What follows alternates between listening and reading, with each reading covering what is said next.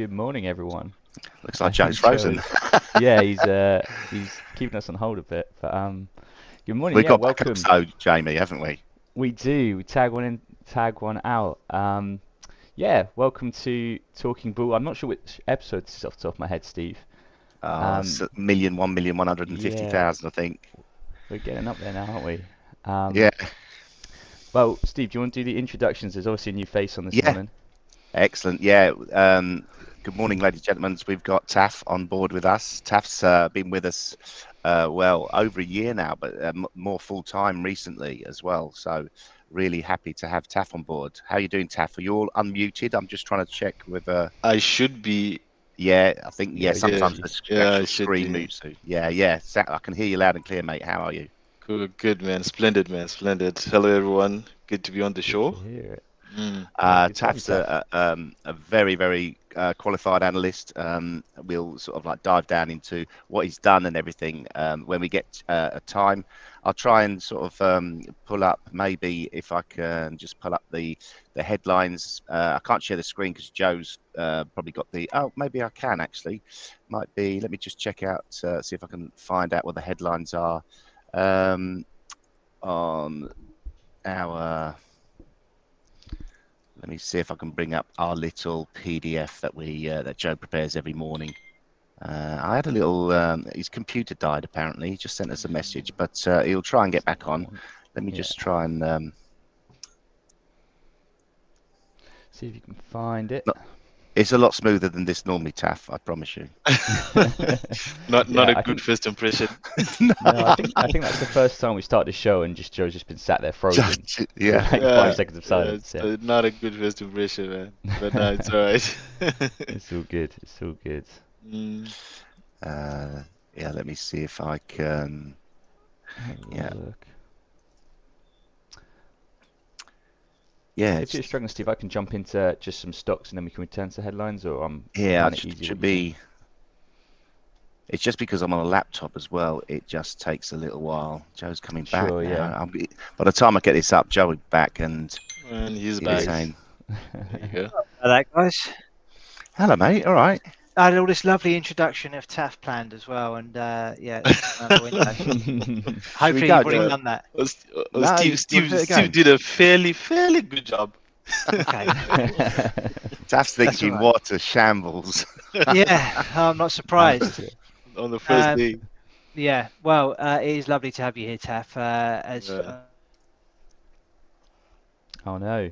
He's gone uh, again. yeah, Oh, it's It's a not. bit stuttery, yeah.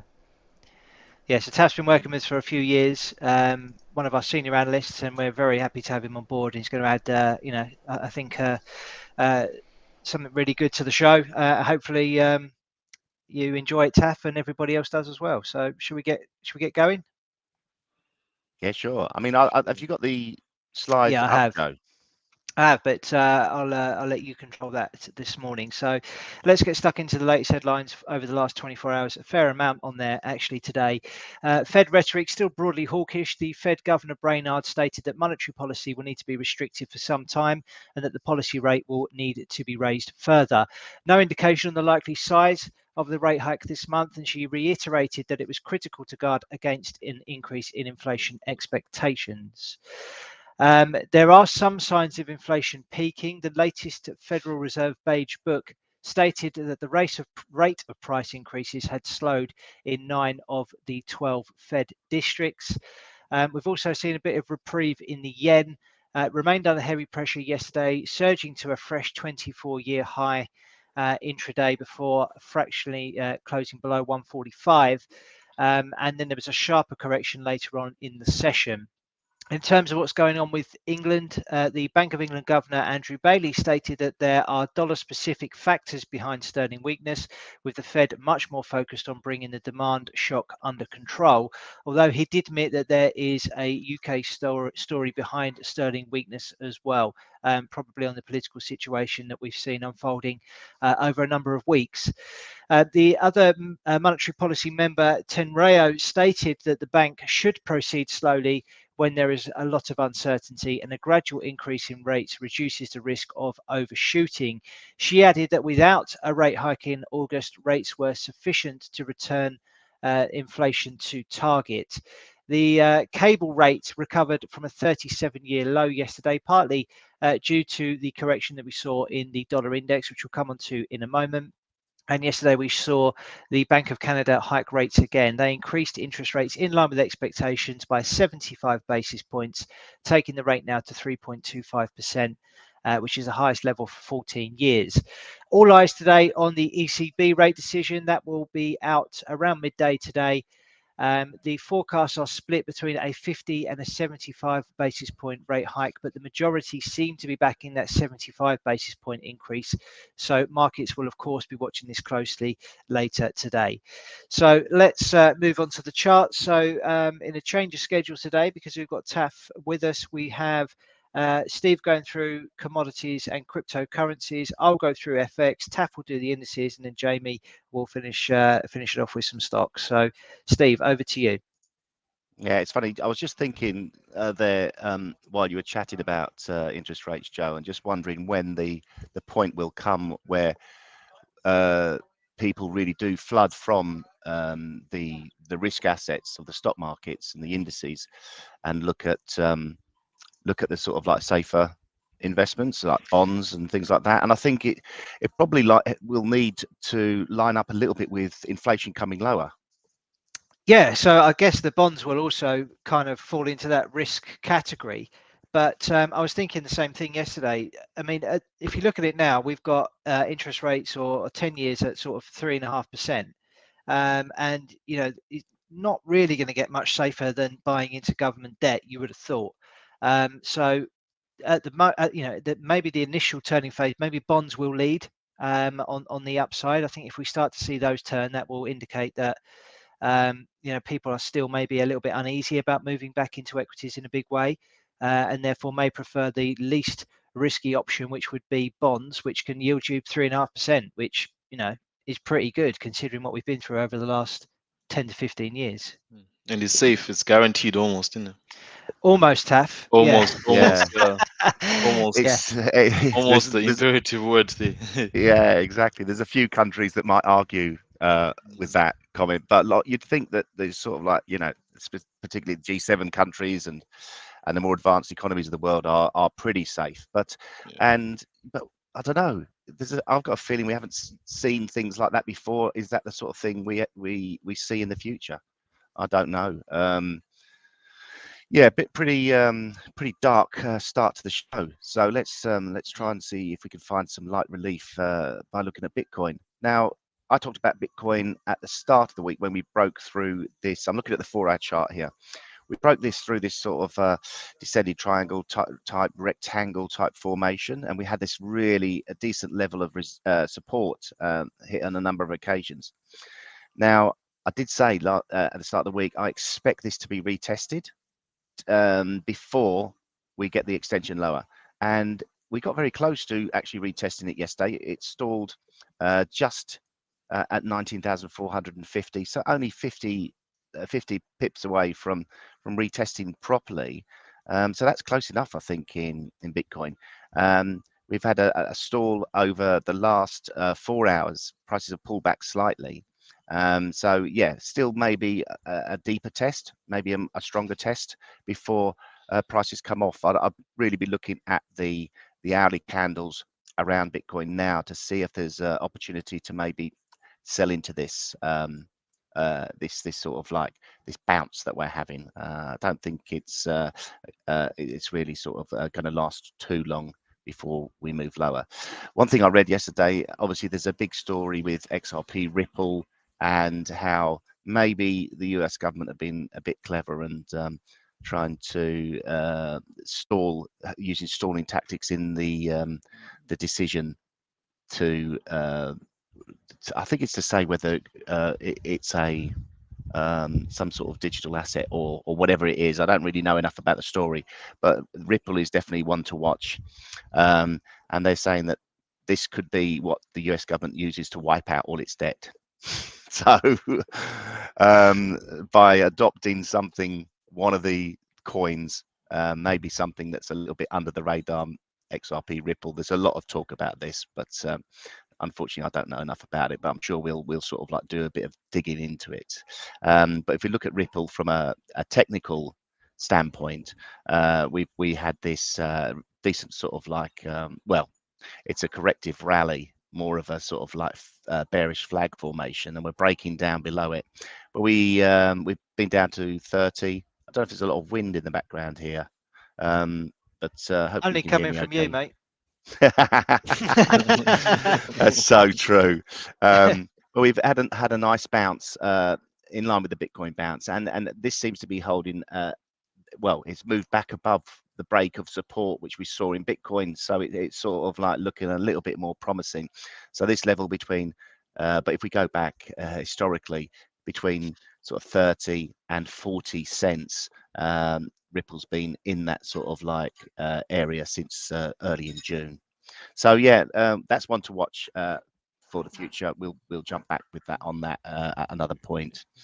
Taking a look now Steve, at just commodity. before we move on, mate, there are a couple of requests on the crypto side. I don't know if we want to do those now, as you're already on it. Yeah, One of why them not? was Oh My's Go, OMG. And OMG, that's definitely one. OMG, and then That's definitely another one one, worth investing in. another one that sounds quite tasty, which is Sushi USD. Oh yeah, I've heard of Sushi. They've I'm not promoting it in any way, but listen, I'm going to go with the Sushi USD rather than Sushi USDT. Don't trust the T. OMG is, let's take a look on a slightly longer term chart, maybe the daily chart. Well, start with the weekly. So the weekly chart, we can see that, yeah, it looks a little bit frightening. We're down near the base. 50 cents looks like the lowest it's ever been. We're trading around. It's horrible that you see these negative levels. I mean, it shouldn't be able to go negative, but we did thought that with crude oil. But we're holding around the 162 level at the moment. Still feels very, very bearish indeed. On the upside, we've got resistance coming in at 251, and prices have been in this sort of range since May as well. And you can look back, you can see where this has been quite a pivotal level in the past, all the way back to December 20. Where we saw a low of 198.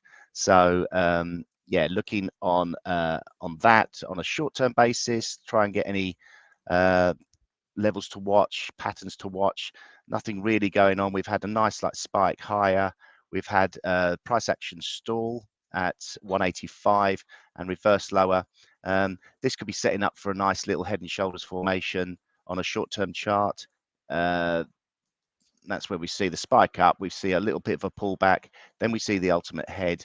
Then a pullback. Let me just readjust that. So yeah, something like that. It's not a great sort of head and shoulders, but the levels, the tops of the left shoulder, right shoulder lining up, the neckline, we've broken the neckline. So I'd be a little bit cautious on this one. Any move above 183 would probably negate this formation. Or at least extend it. There is potential for a breakdown to the downside, and you'd be looking at some sort of measured move on this, equating to a move to 174 on that. So slightly bearish at the moment, but you know, a break back above 183, that should sort of like negate that bearish mode. But it looks like it's a little bit of a topping formation on OMG. Sushi, that looks like a different story. Let's get into this. So weekly chart again. Yeah, we're at the all-time lows in sushi. We did stall the week of the 13th of June. We posted a low of 85 cents, posted a bullish hammer there, nice little correction higher, but didn't manage to get above the resistance. The resistance really coming in at 191.5, and also now there's resistance at 165, which was the failure of the trying to recapture ground there. We have stalled on this downside, so the low we've got is around about the dollar level. That's and we've seen a little bit of a bounce back off there, trading at 122 at the moment, so still very much under pressure. But potentially, is this trying to form a bit of a double bottom here? We could definitely say that if we got a break back above 166, 167, then there is potential for a move back up. That would probably equate to about an 80-cent rally. So you're looking at that around about the 240 level. Further resistance would come in the shape of 275, which was a swing lows back in February. Yeah, short-term chart should show us. Well, let's have a look at the 4-hour chart, see if that shows us anything. I mean, you've already seen a nice little double bottom here. The neckline would have been a break of 111, and that led to the measured move target for something like that. Would have sort of like led to a potential target, which should play that really nicely, 125. So that would be in the first bottom. That would have been the second bottom. The neckline you would have drawn if you were watching it around there. A break above that would and a close above that would trigger a buy signal, and your stop could be placed below that neckline. You might have got stopped out if you're really tight, 108. But again, 108 seemed to hold the second time as well. But yeah, played out really nicely on that. Now we've got the potential, obviously, for the opposite thing happening. So just a word of warning: this high here, and now the neckline. We'll just drag the neckline down here. 108 is key in my eyes, because it was key on the way up and the pullback. Now it will be if you do get a break below there or close below there on a daily basis at 108.5, then there is potential for an extended move lower. Measured move target for that would be somewhere in the region of 92. So that would be a new all-time low. So yeah, just bear that in mind on those.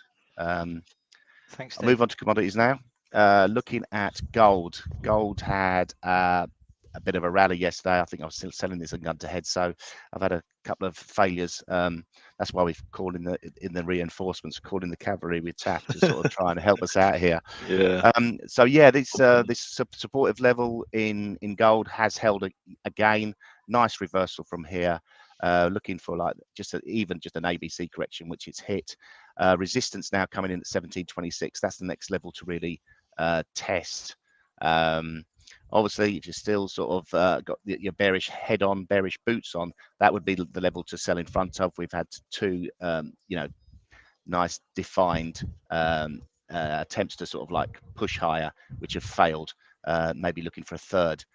And again, this could lead to some type of treble bottom if this plays out. I know it's not really treble top. It's not really the top of the market, but it will be sort of like an intra-trend treble top. So it may sound like I'm making that up, but honestly, these formations of patterns do have a tendency to replicate even during a trend. So this is definitely the level to watch. 1726. Wouldn't be surprised if the bulls try and push above there, try and get some stops going. But if it manages to be capped, then that really does make this supportive level down at 1688 all the more important. We'd see then potential for a measured move, drawing a line from here down. That would be targeting a move to 1653 on gold. Oil, moving on to oil, nice break lower yesterday. Quite an aggressive break lower. I think that's what I was trying to sell. No, I was trying to buy that the other day, wasn't I? I was talking about this ABC correction before the next move lower, but I was trying to get long around here, which got stopped out, and it's continued lower and has broken through the major support level. Let's get the daily chart up just to give you a little bit more of a clearer idea on this. This support level has been in place really since start of August, and it's a nice clear break now. Again, I would be cautious initially and potentially look for a retest for the 85.26. If we do get any sort of rally up towards there, then that could be the level, the sort of ideal level to get on this breakdown in price action in crude oil. That's the WTI crude oil. Brent crude oil, same sort of levels in there, is the equivalent of $91, trading at 88.15, just been down to 86.80, got a nice $1.50 bounce out of it. And again, if we do get up to the 91 level, could be an opportunity to fade this as this corrective channel or the move lower continues to play out. Finally, look at natural gas. That looks like it's held the resistance level once more.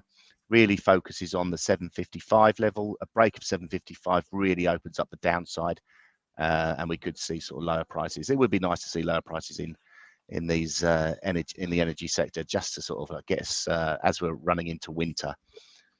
So yeah, that's about it. I think the dollar will probably tell us a little bit of a story. So over to you, Joe.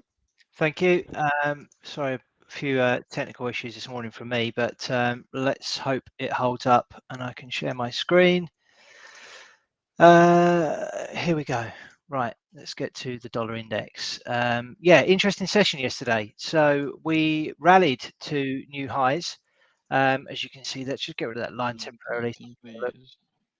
So yeah, made new highs here at 110.77 before then posting a bearish outside day on the daily candles, engulfing all of the previous day session. So that is a pretty strong reversal candle, but I think due to the strength of the overall trend, we probably need to see a bit more confirmation on this before we can get too excited about the dollar moving into full retreat mode. I mean, looking at it this morning, it's up by 0.2%, and still looks pretty robust to me for the time being. So there are a number of resistance levels in here. As we've mentioned previously, we've also got this short-term uptrend line, which you could argue maybe just held on to that yesterday on a daily basis. But this 78.6% fib level at 110.25 seems to be doing a pretty good job. Above that, we've got resistance at 111.30. So for me, I'm still overall quite bullish on dollar index for now, but you know, that is a bit of a warning sign. So let's see how things play out over the next 24 hours to give us maybe a clearer indication of what to expect. So taking a look at other currencies, let's look at euro dollar. And we can see pretty much the inverse of what we've just seen on the dollar index. So a really strong impulsive candle posted yesterday, rallied into this first level of resistance, which is the red line here, which is parity. So we are struggling to overcome parity from the reverse side.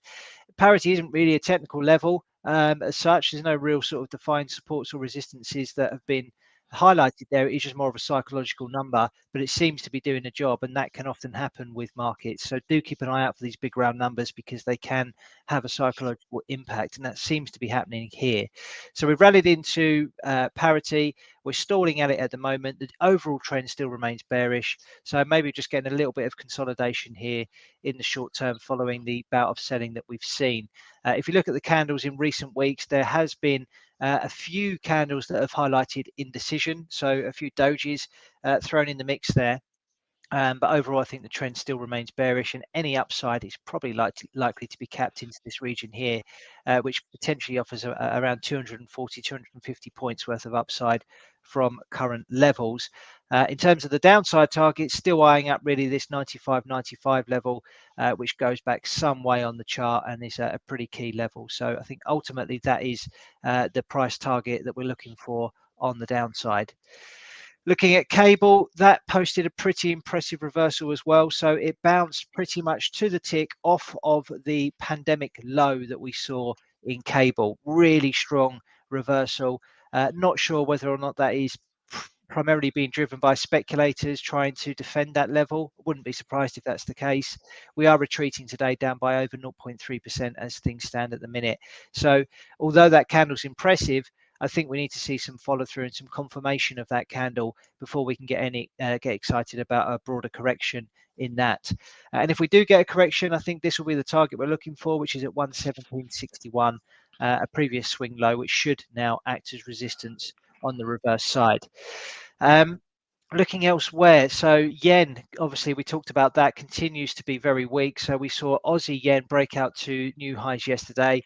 That had been raging for a while, but a really impulsive move through that yesterday, and it appears as though the pullback today is finding some support at that new support level of 96.88. So again, we have had some I suppose, limited talk from the Japanese central bank talking about intervention. It all seems to just be words for now without any real action, but at some point they may act. And of course, you don't want to be on the wrong side of that if it comes. So do be wary of that threat in anything linked to the Japanese yen at the minute. Let's take a look at euro yen. That rallied really nicely into a previous resistance, and as we can see here, there's a number of candles back here in June and July that had acted as resistance on a number of occasions, a number of touch points there, and we've seen another one today.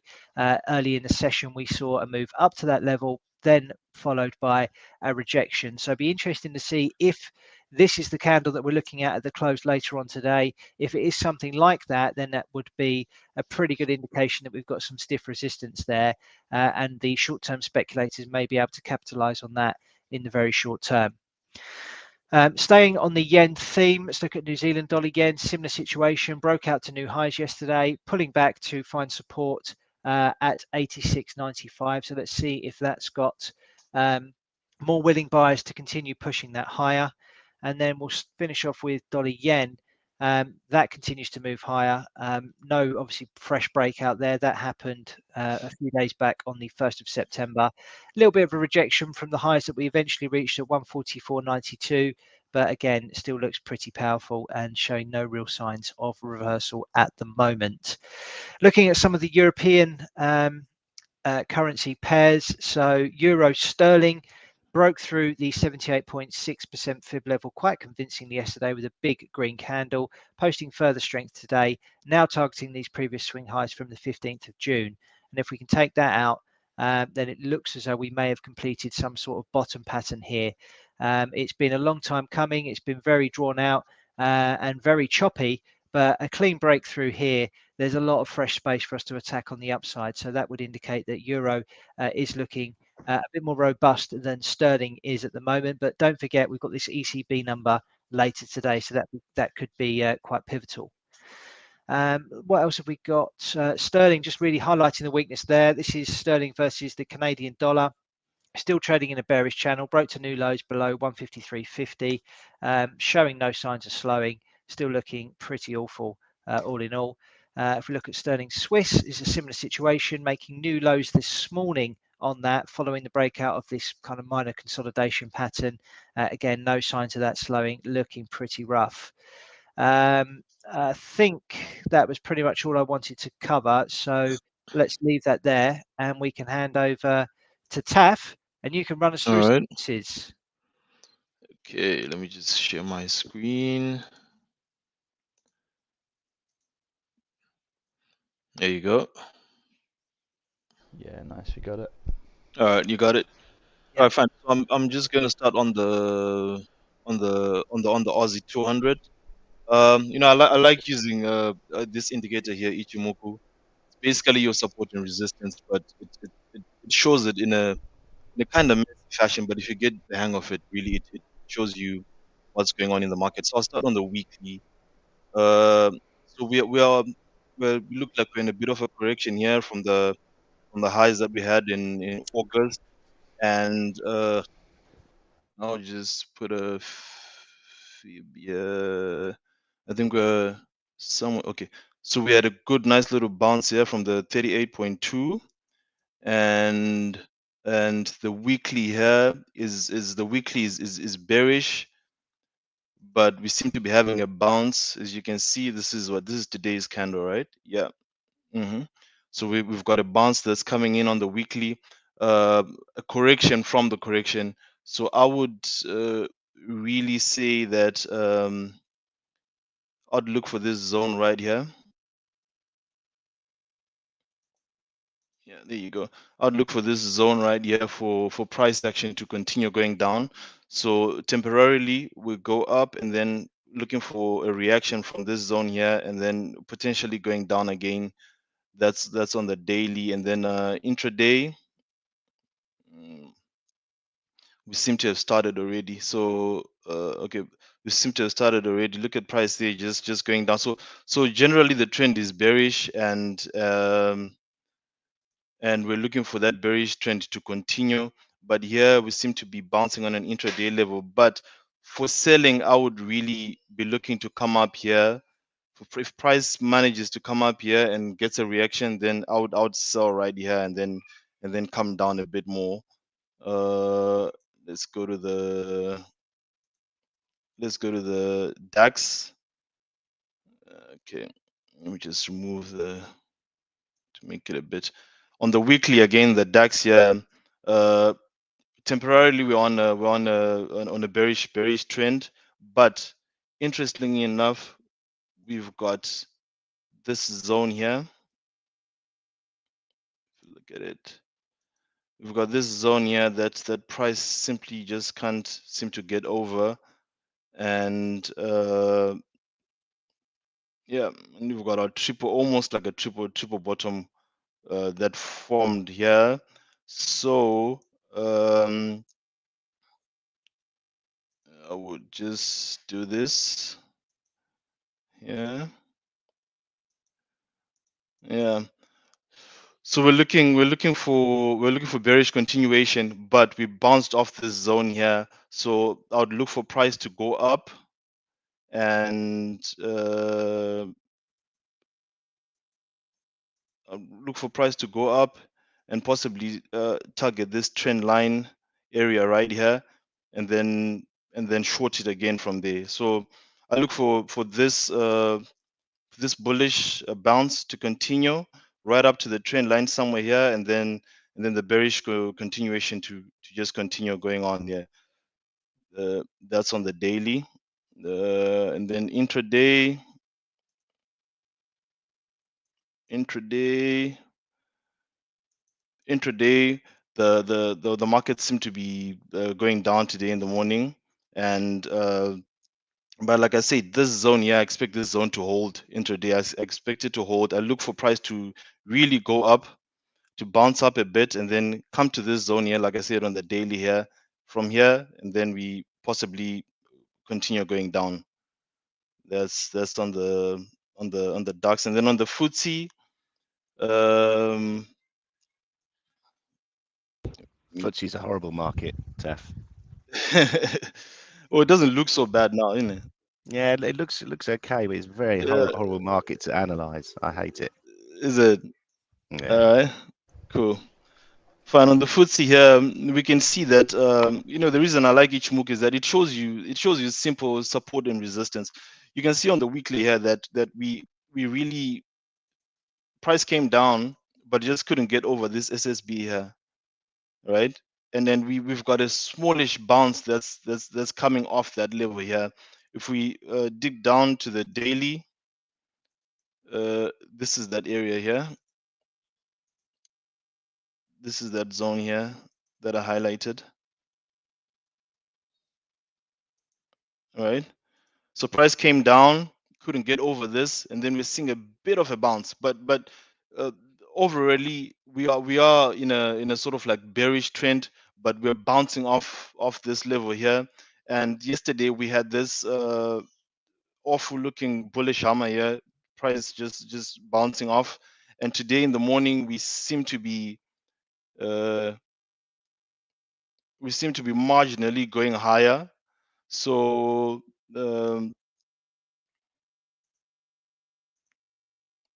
I'd cap it to right over here. I'd cap my price section to right over here, and look for a bounce from this zone right over here. So we could just go up here and then boom. I think probably with the volatility that we're going to see with the ECB rate decision, probably we'll get some sort of action from here, and then we come back down again.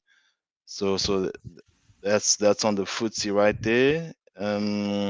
And then One thing about that FTSE market is it's also very impacted by the dollar action. So and that's where I think it's a difficult one to analyze, because you get if you get some dollar weakness today, then sort of like FTSE then is on the back foot, even though you might get all the other indices moving higher. It sort of seems to do the opposite. It's really moves on its own, isn't it? Yeah, but yeah, Ichimoku Cloud for me, as you've said, is one of my favorite indicators as well. Gives you a really instant snapshot of like an overview of the trend. Yeah, across different time frames. So yeah, nice one. All right. So let me just remove this so that it's a bit cleaner. Okay, going on to the Dow Jones, we've had like 3 consecutive weeks of just being in the red here, but we seem to be, this is on the weekly, but we seem to be having a bit of a bounce here. And again, like I said, if you really look where this bounce is coming, if you look at the lagging span here, right over here, the lagging span came here, it couldn't penetrate this cloud here, and So, created. Taf, do you want to explain what the lagging span is? Okay, so the lagging span is basically it lags price it lags price by I think 25 26, I think. Yeah, 26, yeah, it's an 26 EMA, 26 isn't it? exactly. So it's really like a moving average, but then it's lagging to the price. So as you can see, it couldn't penetrate this zone here, and then we've got a bit of a bounce coming here on the weekly, and this came yesterday, just yesterday here. You can see just perfectly Well, it looks came like a in and decent day. boom, yeah, yesterday just came in and then boom. But it doesn't look too optimistic here as well, because we've got this resistance right over here, and we've got this we call this conversion line, this blue line here. This conversion line is just pressing down on price, so it'll be pretty hard for price to really you know to really penetrate that. I'll put this little blue zone here. Yeah, I'll put that here. I'll put that here. So this is really where you're seeing that that SSB, and you've got the conversion line just pressing down on price here. So I don't know. So intraday, I think we look to be playing right around this area here. Just but on a bearish note, really. On a bearish note, we can't if price manages to penetrate this, then we could come to okay, let me just, yeah, we could come to that 39,900 zone.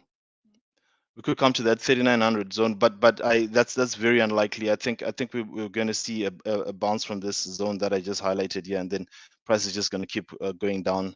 That's on the Dow, and then on the Nasdaq. On the Nasdaq on the weekly, again we've got another potential bounce here. We had 3 consecutive weeks of just price just going down, and then just now we seem to be bouncing off. Price seems here to have penetrated the cloud a bit, but again, like I'm saying, the blue line here is a conversion line, is really pressing down on price. So going further up could be a bit difficult. But if it does, then we're looking at maybe 12,500 to be limiting price. But for all intents and purposes, okay, for all intents and purposes, I would be bearish this. I would be bearish this and expect a continuation of the bearish trend to just go on, and possibly come down to the lows that we had here. So yeah, okay, that's on the Nasdaq. All right, and then on the S&P. All right, let me clean it up and then just try. On the S&P, again, like the other US indices, we had 3 weeks of just of negative price action, and then we seem to be correcting here. Note here again the bounce on the SSB here. So we seem to be in a correction from the negative trend, and conversion line is right over here on the weekly. So that's where I would cap any price rises. But already here we're seeing again the conversion line pressing down on the Nasdaq. So I'd say 40-30. If price manages to overcome this resistance coming from the conversion line, then possibly we could cap it at around 40-30, which is the weekly conversion. But as it stands now, this looks pretty much bearish. Can you see the cloud here? If you can see the cloud on the daily here. Okay, let me just expand it a bit. This Yeah, is that looks just, better. We can see it now. yeah, cool. This is just, look at that. Look at how it's just rejecting that. It's just rejecting Yeah. that, and then possibly going down. Yeah, I mean, it's a nice candle yesterday. Not yesterday's candle, a bullish outside candle, and if you do follow candlesticks, that's always one Mm, of the better ones to look for. But you mm. just can't use these tools on their own. You've got to use Confluence. use Confluence, use other things, and obviously Taf's shown you highlighting a good way of using the Ichimoku cloud, looking at the conversion lines, looking at the lagging span. Also, if you look, you can see the green cloud that's in front of price action. So it sort of extends, the price action extends forward as well. EMAs of the Yeah, price action extend forward exactly, and give you that really nice like resistance forward. or Yeah, it's support. a forward looking Yeah, picture of. So really on the S&P, I'm really looking to play this rejection from the cloud right down to this cloud zone here, down here, right down to here. Yeah. So yeah. So I'd expect price to be right in between here, to just hover around there. Yeah. nice. So I Nice. think that's So I think that's for the indices. So it's looks pretty bearish for the indices, and if we're gonna get a correction, it's really not gonna go up really significantly higher, but would look to short any rallies that come along. Nice one, Taf. Thank you very much, Thanks, mate. Taf. Man. Jamie, can you run us through a handful of stocks? What you seeing on the stock side of things today? Yeah, I certainly can. A better day yesterday. I know that we're kind of overall quite bearish, but you've got to take these good days when they come along. And we'll dive into a few of the stocks that performed well yesterday. Starting off though with our biggest gainer and loser. Our biggest gainer of the day being IMRA. That was up 71.79% yesterday. Let me just shift some things around. There we go. And I know I'm not going to like the reason why, because I'm going to have to explain health technology words, which I'm not particularly good at, but we'll quickly have a look anyway. So 69% after Wednesday announcing its sale of IMR 687 drug candidate to treat sickle cell disease and beta. You get the picture. There we go. Yeah, so up 71.79% on the day, closing right near the high, and you can see the volume was just crazy yesterday. So the previous day it traded at 22,000 shares, but yesterday 102 million. So yeah, quite a surge on the volume there. Our biggest loser I could find was this Veru, again health technology, not making my life easy, but down 21.11%. Ran right into this support level which we'd seen previously, so that was quite a nice technical level it bounced off. Let's have a quick look, see if we can find much about this. Said that Wednesday that the FDA's Pulmonary Allergy Drugs Advisory Committee will meet on October 6th to discuss emergency use authorization of something for hospitalized COVID-19 patients at I love high it. risk for acute respiratory distress syndrome. I I don't don't know even think they're why. real words. I think they make them words up to hear you pronounce them, Jamie. You see, I agree. I feel like someone training me is watching this and seeing me struggle and just get some sick pleasure out of it. I don't know why I introduced this section. It's highlighted my literacy struggles. I see, I can't even say that properly. But anyway, down 21.11% on the day. Quite range bound for the moment. Tried to break above this resistance, but fell quite quickly back into the channel. So yeah, that's our biggest gainer and loser. We'll now quickly jump into our stock heat map, and as you can see, a really nice green day across the board. The only sector that was down was energy. I know that oil really has been struggling for the last week or two, but another big bearish day yesterday, so that's hit some of the stocks there. But the big cap names, Tesla, Amazon, Google, Apple, Microsoft, all up around 2-3%, which dragged the market a fair bit higher yesterday after the sell-off we've had. As I say, I know our kind of overall outlook is still pretty bearish, but a strong day yesterday and a really bullish candle. And we'll jump into a few of these individual names. Apple to start with. This is a trade we put out recently, buying at this previous support level, which coincided with this 50% fib. So far, looking like a nice kind of a bullish hammer candle yesterday, tagging that level. So we're looking for a bit of a move higher and a gap fill there.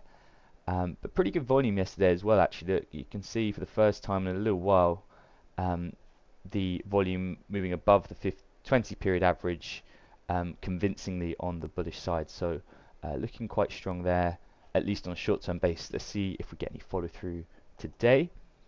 AMD posting a bit of a bullish hammer as well at the 78.6 fib, but not liking this as much because we've had this very steep fall off, number of bearish days. So I'd certainly need to see a bit more work than just a single candlestick at this fib level to think we're going to get a move higher. We'll see if we get any follow through again there. Quick look at Bed Bath & Beyond, 12.36% up. Yeah, that's our daily Bed Bath & Beyond talk done. Coinbase had a really nice bearish outside day engulfing candle.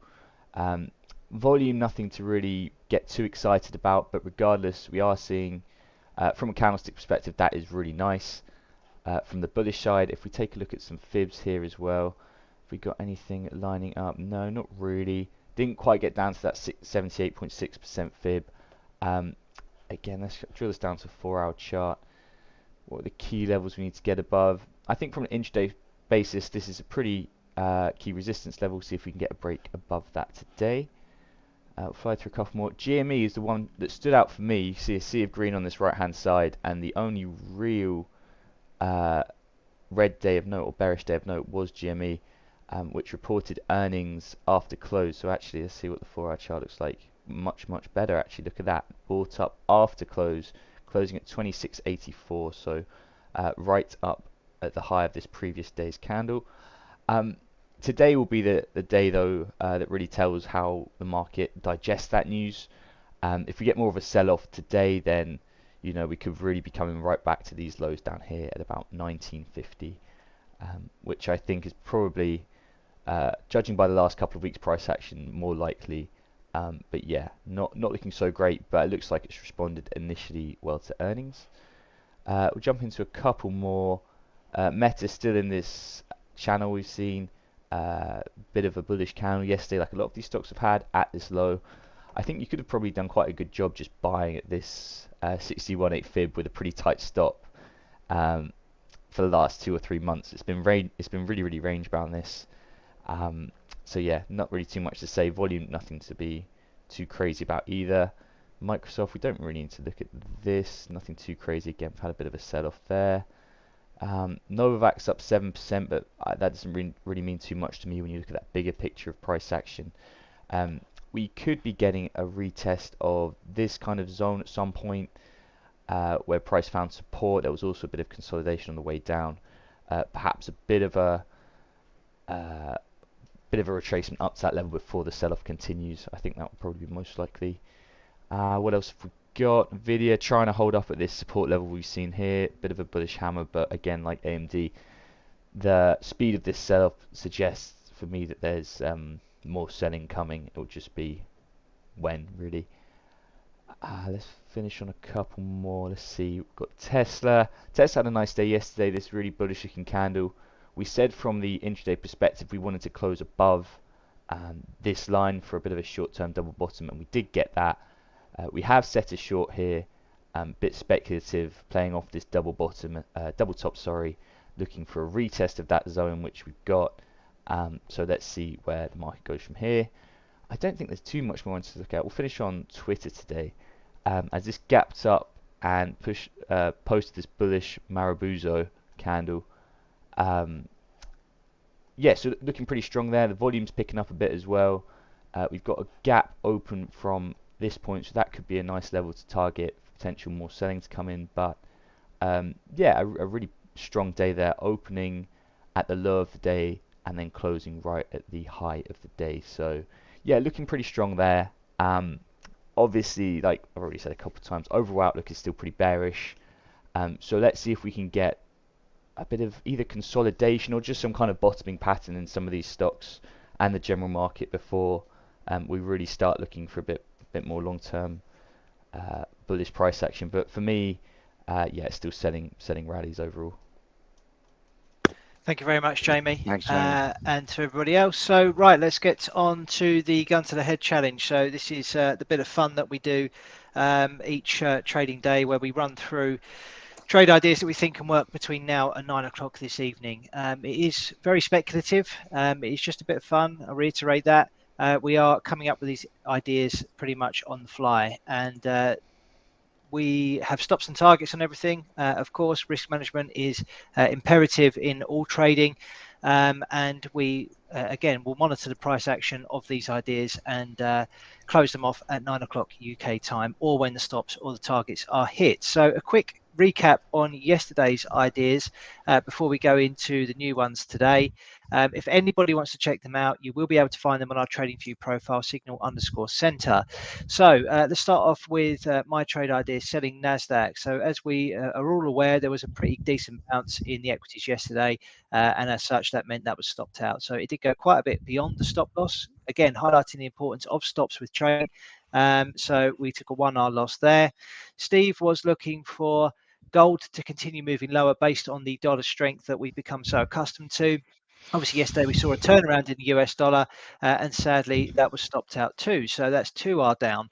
Then we come to Jamie, who was buying the stocks yesterday. He had some fantastic foresight there to spot this, going very much against the trend, but it played out very nicely indeed, with Jamie hitting target for a 3R win. So on a collective basis, we were over 1R up yesterday. Jamie coming to the rescue with that yesterday. So well done to you. Thank you. Appreciate it. Right, so 4 new trade ideas coming your way today. Taf's going to get involved too. I've got a trade idea ready. If you don't mind me jumping on that, guys. Yeah, I go already for it. posted mine, unfortunately. Right, okay. Were you selling No, DAX? no, I wasn't. No. I'm Right, that's I'm all right buying then. copper. I'm buying Okay. copper. It's all up there. Inverse head and shoulders on the short-term chart. Do you need Bullish to and go? golfing candle from yesterday. Yeah, I need to sort of jump in the cab. So yeah, mine's Here we already go. posted. Buying at 348, targeting 363, stop at 343. So quite a tight stop. Ideally, the stop should be below 340, but we're going for the intraday glory. 3-to-1 risk reward. Lovely. Go. Good luck with that, Steve. Very nice. Cheers. Okay, I'll catch so, you all later. yep, see you, Steve. I'm selling Yeah, DAX, see ya. fading the top of this range that we seem to have formed on the hourly chart. So I was hoping to get on this a little bit earlier, but it's already started to move. So I wanted to sell that earlier, but now it's at 12,905. I was going with a stop loss at 13,063, but I'm now going to have to adjust that because the risk reward is below 2-to-1. So let's go a bit more aggressive with a stop, shall we? Let's go above the candle that we're currently trading in at the minute. So that's at 13,017. Targeting a move down to these swing lows, which is at 12,595, giving me a 2.72 risk reward ratio on that today. So that is ready to be published. I'm going to have to adjust the levels, which I'll do now, and hand it over to one of you guys who can talk through your ideas. Jamie, do you want to go first? Nice. Yeah, thanks, Joe. You right if I go Taff, or you got one ready? Well, I was okay. Fine. Let me just go. Yeah, go You for need to share your screen, buddy. Okay. Let me share my screen.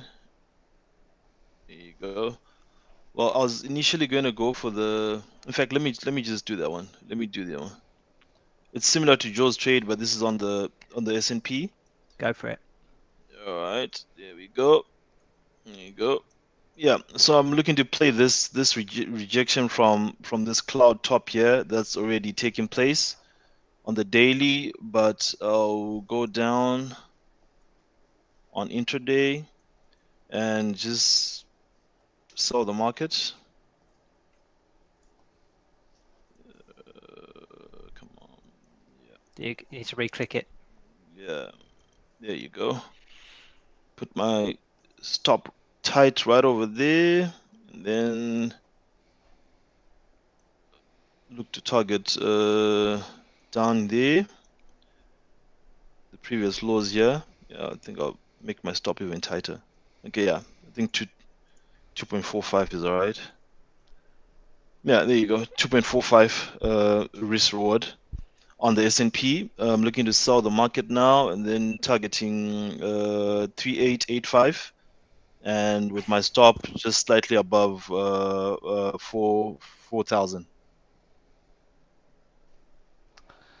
Nice one, Taff. Thank you very much. Right, I will jump in with my idea. Let me put it up on the screen here. So I'm actually, this is going against what Steve was doing a little bit with his buying commodities. I'm looking to sell gold today. I know it's something Steve had a go at yesterday, but for me, this level we've got here provides quite a nice risk-reward area. So we've got this previous resistance where prices touched once there and then twice there before selling off. I'm looking for it to do it a third time. We've got the touch, a bit of a bearish shooting star type candle here, and that we're posting at resistance. So now I'm just hoping for that move lower to begin. It wouldn't surprise me if we started moving lower here. We saw another bit of a retest before the sell-off comes. Something similar to what happened yesterday in the Russell that I was looking at, but kind of the inverse of that, because obviously I was looking to buy yesterday. So can get some really nice risk reward off this. So yeah, looking to sell gold at this level. Current price is 17.74. So let me chuck that in there. The stop with this, I've been debating whether to keep it above this candle, give it a bit more room above this previous level here. What am I thinking? I'm going to be aggressive with it. I got 3R yesterday. I'm feeling good. So put it just above this candle at 17.24. There we go. Type that in. And looking to target these lows down here, this support level which Steve's highlighted the last few weeks at 16.92. There we go. So if that plays off 4.11R, which yeah would be quite a nice little way to end the week for me, as I'm not here tomorrow. So yeah, looking for just over 4R there on gold. Nice one. Thanks, Nice. Jamie. Good luck to you, and obviously have a lovely day off tomorrow. So let's quickly wrap this up because we've had a bit of a bumper show this morning. Let's take a look at the data for the day ahead. So we talked about the ECB policy decision, which is due out at 1:15 today. This will be pivotal for the markets. We are unsure in terms of expectations, really. There are some talking about 50 basis points, some talking about 75. So there could be quite a strong reaction off the back of that in anything linked to the euro. At 1:30 UK time, we've got the US jobless claims. Then we have a press conference from the ECB President Christine Lagarde. That's at 1:45 UK time. Obviously, she'll be talking about forward guidance in terms of what to expect from monetary policy. And again, that could create more volatility. Hot off the heels of that, we've got a Fed Chair Powell speech. Again, he's going to be pressed on what he's going to do or what the US are thinking with regards to monetary policy. And then at 4 o'clock, we have the EIA crude inventory numbers. So it really could be quite a volatile day out there. So please do be careful. Please make sure you use appropriate risk management on all your trades and make sure you're aware of these events that are occurring because they are likely to create significant volatility. So that will be that for today's show. As Jamie mentioned, he's not here tomorrow. Steve will be back at his desk in the UK. He's traveling home from Barcelona. We'll see you tomorrow. And until then, everybody, please trade safe. Have a great day. Cheers. Thanks everyone. Bye-bye. Bye.